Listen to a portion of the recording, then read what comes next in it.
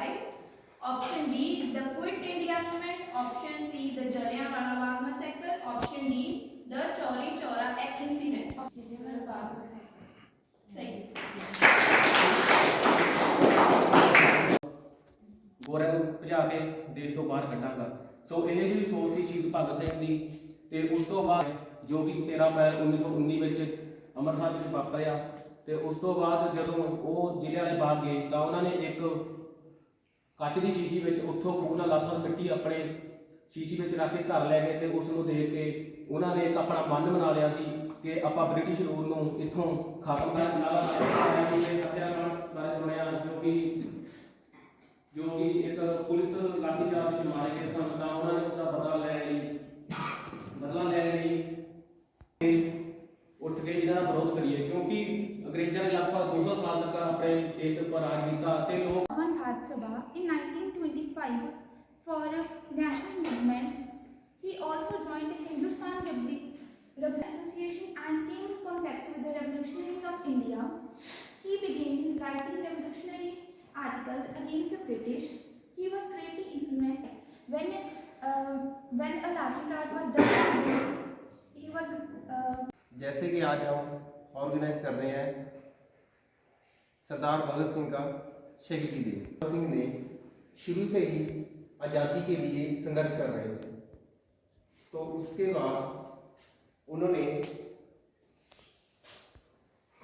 आज के दिन वो अपनी अंग्रेजों को बाहर निकालना था, तो उन्होंने अपनी बात अंग्रेजों तक पहुंचाने के लिए असेंबली में बम फेंके थे। तो उसके बाद अंग्रेजों ने उन्हें पकड़ के फिर फांसी की सजा सुनाई। नीतियों के खिलाफ और सामाजिक न्याय के प्रति जागरूक संघर्ष किया, और बल्कि युवाओं में स्वतंत्रता के लिए सामाजिक न्याय के प्रति भी जागरूकता फैलाई। 23 मार्च 1931 के फांसी को हंसते गले लगा लिया और सदा सदा के लिए अमर हो गए। आज जब हम स्वतंत्र भारत में सांस ले रहे हैं, तब यह जरूरी है कि हम भगत सिंह और उनके साथियों के द्वारा दिए गए बलिदान को और उनकी कुर्बानियों को सिर्फ स्वतंत्रता आज़ादी केवल एक अधिकार ही नहीं है, बल्कि यह एक जिम्मेदारी भी है। हमें यह सोचना होगा कि हम इस स्वतंत्रता का उपयोग कैसे कर रहे हैं। लास्टली मैं बुलाना चाहूंगी सचिन को अपनी स्पीच के लिए। माननीय शिक्षक और मेरे प्रिय सहपाठी, आज मुझे आपके सामने एक ऐसे महान सपूत के जीवन पर विचार प्रस्तुत करने का मौका मिला है, जिनका नाम शहीद भगत सिंह। उनका जीवन केवल एक क्रांतिकारी और कहानी नहीं, बल्कि धैर्य और साहस निष्ठा अमिट मिसाल है। 28 सितंबर 1907 को पंजाब के लायलपुर, जो पाकिस्तान में है, में जन्मे भगत सिंह का परिवार पहले से ही देशभक्ति के संग बदला लिया। फिर 1929 में असेंबली में Good afternoon to each and everyone. To observe the martyrdom day of शहीद आज़म। मेरे को नहीं लगता कि कोई चीज़ें, कोई उनकी कुर्बानी को या किसी चीज़ को दोबारा से रिपीट करने की ज़रूरत कुछ ना कहते हुए, जैसा कि 23 मार्च को शहीद आज़म शहीद भगत सिंह फांसी की सज़ा दी गई, और ये दिन जो है ये 23 मार्च को एवरी ईयर मनाया जाता है। छुट्टी है, संडे है, तो इसलिए हमने आज आपका जो लास्ट वर्किंग था उससे पहले हम बनाते हैं। कैसे बना रहे हैं हमें अपना खुद का गुलाम, कि जो हमारे पुरुषों का, जो हमारे कल्चर्स थे, हम उससे दूर जा रहे हैं। हम अपनी पढ़ाई की ओर नहीं जा रहे हैं, हम बुरी चीज़ों की ओर जा रहे हैं, हम नशे की ओर जा रहे हैं। तो नशा भी क्या है एक किस्म का, वो भी एक गुलामी है। जिस माँ बाप का एक इकलौता बेटा है, अगर वो एक नशे में मुलव्वस है, तो वो माँ बाप का अपने उस बेटे पे 1% भी कंट्रोल नहीं है कि वो उसको बोलेंगे कि आज बेटा ये काम कर लो, आप वहाँ मत जाइए। अगर माँ बाप उसको मना करेंगे तो वो उल्टी उनको धमकियाँ देगा। तो वो माँ बाप के लिए क्या होगी, वो गुलामी की ज़िंदगी होगी कि अगर उनकी औलाद उनकी बात नहीं सुन रही है। तो इसलिए जो ऐसे इवेंट्स आते, ऐसे डेज आते, उनका मतलब सिर्फ यही नहीं है कि जिसने बहुत पहले कुर्बानी दे दी हम उनकी सिर्फ याद ताज़ा करें। याद ताज़ा करने के साथ साथ हमें उनकी शहीदी को सलाम भी करना है, और उससे सीख लेके हमने अपनी ज़िंदगी में और आगे आने वाली अपनी नस्लों के लिए कौन कौन से ऐसे काम करने हैं, कौन सी ऐसी चीज़ें हमने भी छोड़ के जानी है कि आगे आने वाली जो जनरेशन हैं वो हमारे फुट स्टेप को फॉलो करें कि हमारे पूर्वजों ने हमारे लिए कौन कौन से अच्छे काम किए थे। ठीक है, आज आपकी पढ़ाई का, आपकी एजुकेशन का सिर्फ मतलब ये नहीं है कि आप लोग यहाँ पे इंजीनियरिंग की पढ़ाई करोगे, आप यहाँ की कोई मेडिकल का कोर्स करोगे या मैनेजमेंट का कोर्स करोगे ना।